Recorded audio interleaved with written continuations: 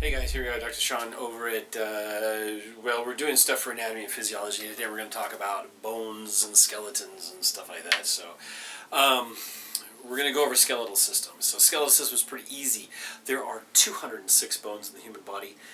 That's the adult. In babies, there's about 300 because many of them have not solidified or unioned into the places they need to be. And we're going to talk about those. Now, the first thing we want to know about bones is there's what's called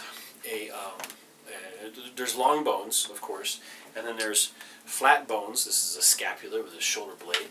There's, like I said, there's flat bones. There we go. Flat bones, long bones, sesamoid bones. There's a kneecap, looks like a sesame seed. There's irregular bones, as opposed to regular bones. And then there's, of course, there's other irregular bones in here. There's short bones over here like this, and these are long bones. So that's your whole set of bones that we have there. So the things to know about your bones is, one, there's different parts of a long bone. If we have a bone that looks like this, which is a Scooby-Doo bone, apparently, although you can see that, we have this middle area here, this area in the center. This is the shaft, or it's called the diaphysis, D-I-A-P-H. Y-S-I-S, diaphysis, because di means two, has two ends, yeah? Okay, and at the other end, at the ends of each one, are the epiphysis, okay, epiphyses, distal epiphyses, or inferior epiphyses, if you will, and superior or proximal, okay? Now, in these bones here, which I don't know if you can see, let me see if I can show you on this bone here, this is probably a better version. In this bone here, you can see there's a line. Okay, this is the humerus, which is the arm bone. There's a line across here. Okay, this is the diaphysis. This is the epiphysis, or this is the head, actually right here. And this is called the epiphyseal line. The epiphyseal line in adults and the epiphyseal plate in kids, and that's where bone growth occurs. When your bones are growing, they grow from end to end. Okay, and what they do is they grow on that little line, which is called the epiphyseal plate, and if you break your bone at that, sometimes bone growth stops. There's bone cells, okay, called osteocytes, which means osteo means bone. We have osteo means bone, and cyte means cell. Okay, so we have osteocyte. Okay, and then we have other guys called osteoblasts. Blasts, A-S-T. Osteoblast means to build. Those are your builders. And osteoclasts, means to break down. Okay? Bone growth and bone development is a process of building and taking away, depending on some other factors. Now there's a thing called Wolff's Law, which is basically the forces that are placed upon bone, which are like gravity and pressure and pulling and pushing and those kind of things, are going to change the bone in respect to the pressures placed upon them. So you have bones that will grow thicker if we were in a heavier environment, or you wore heavier clothes, or you lifted weights, or whatever it was. And if you're not, like if we threw you out into space and you lived in the space station for a couple years, your bones would become very thin and very frail. And that's a very common thing. That's just Wolff's Law, and based on gravity and some other forces. That's why they have to exercise a lot when they're up in the space station and things like that. So we have, again, osteocytes, those are the bone cells. Osteoblasts are the cells that are building. There's the same cell, but they're just building at the time. And then when they start to reabsorb the calcium and take it out and break things down, they're called osteoclasts. Same fella, just different job. Okay, now if you look at the bone and you cut it this way, this is the diaphysis, right? You're going to cut it that way, and you're going to have a bone that looks like this, right, with the marrow in the middle. That's what the dogs love. The marrow in the middle of the diaphysis is fat, which is a storage space for fat tissue, basically. It's called the medullary canal in the middle. Medullary canal right in there. This is all review for some of you guys. Some of you it's all brand new, but we're going to go fast and get it all done, okay? In this side here, this is called yellow marrow, Y-M, and over in here you have what's called spongy bone. The reason it's called spongy bone, or cancellous bone, is because it has this stuff called tuberculae. And tuberculae looks like, kind of like, imagine like a house which has like many rooms. I don't know if you can see that, but if you can, fine. Okay, it has many rooms and it has these walls, and those walls would be called the trabeculae, and that's what makes it a spongy kind of thing. That way, pressures that are pushed upon it here, these may get thicker. Okay, they may get thicker or what have you. So that's Wolff's Law thing again. Inside here, inside those spaces, is red marrow, and red marrow is for what, you ask? That's for blood. It's called hematopoiesis, which makes your blood cells.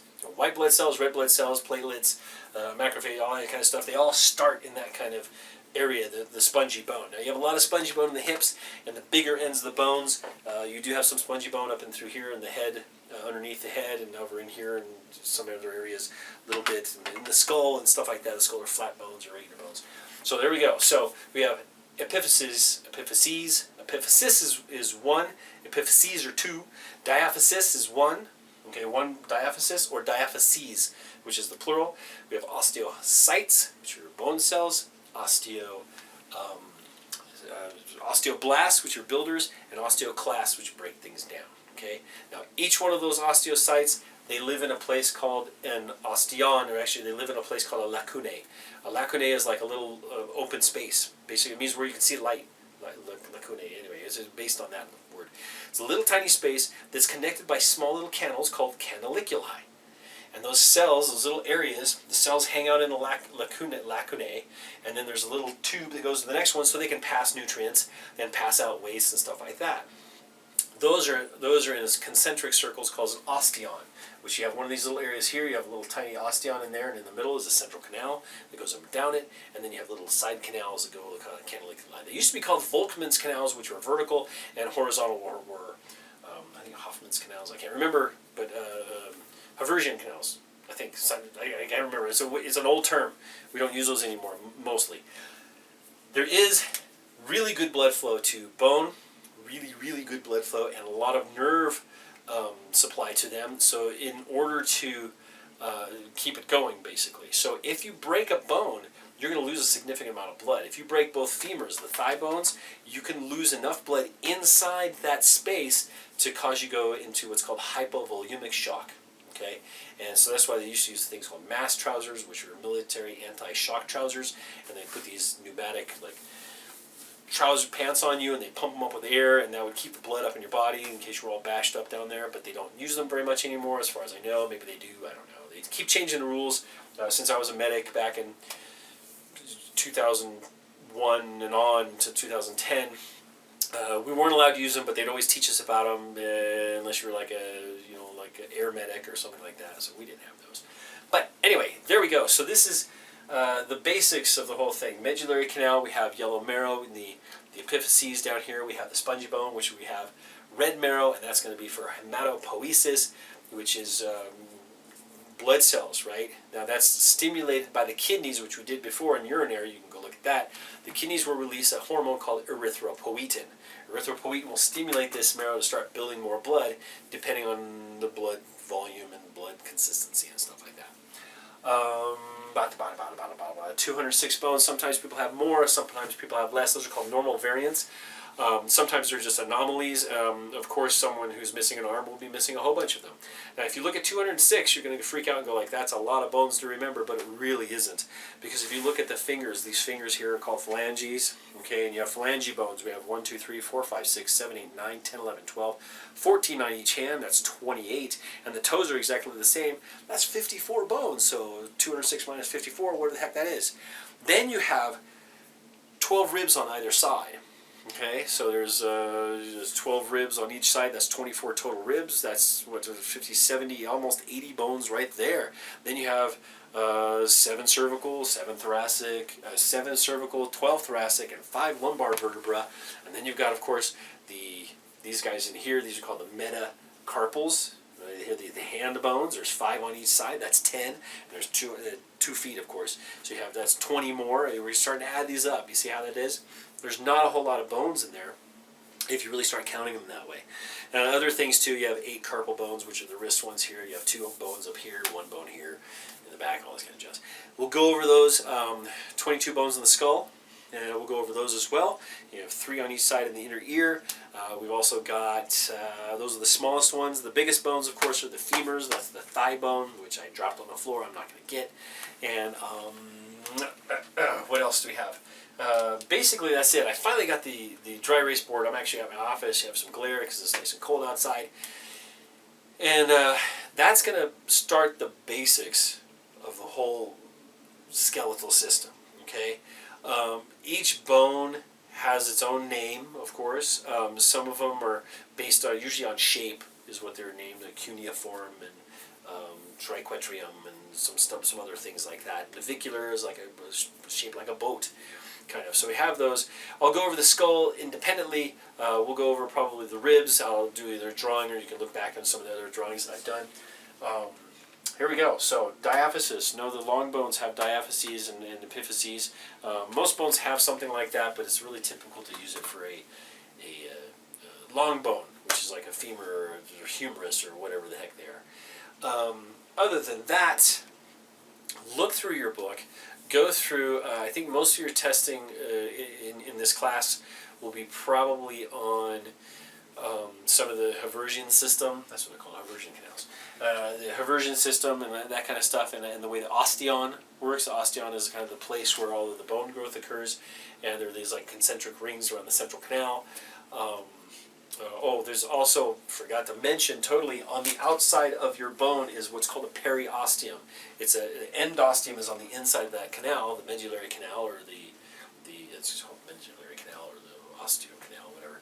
But the periosteum around the outside is like it looks like wax paper. Okay, when you peel it off, it's very, very sticky, and it's stuck very well to the bone, and it has a lot of nerve fibers in it. So when you break a bone, that's what you're feeling. That's why it hurts. One of the reasons why it hurts. Now, the other thing, too, is you can actually find a broken bone by using a tuning fork. You can see my other video. I did another video on here on using a tuning fork to find a fracture. You can either use a stethoscope to do it with the tuning fork, or you can just put the tuning fork on there, and it'll hurt like crazy is what it'll do. I've seen it happen. I've used it myself.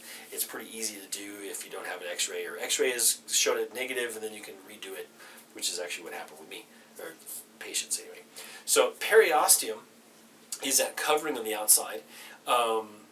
It's a connective tissue that eventually will thicken and become things like ligaments and connect to another bone. Remember, ligaments connect bone to bone.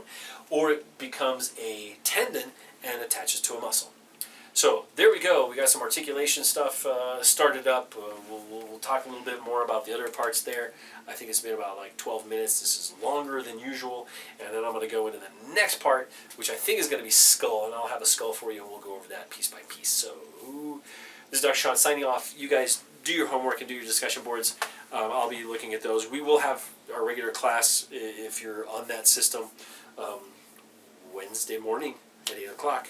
And other than that, see you guys later. Take care. Bye.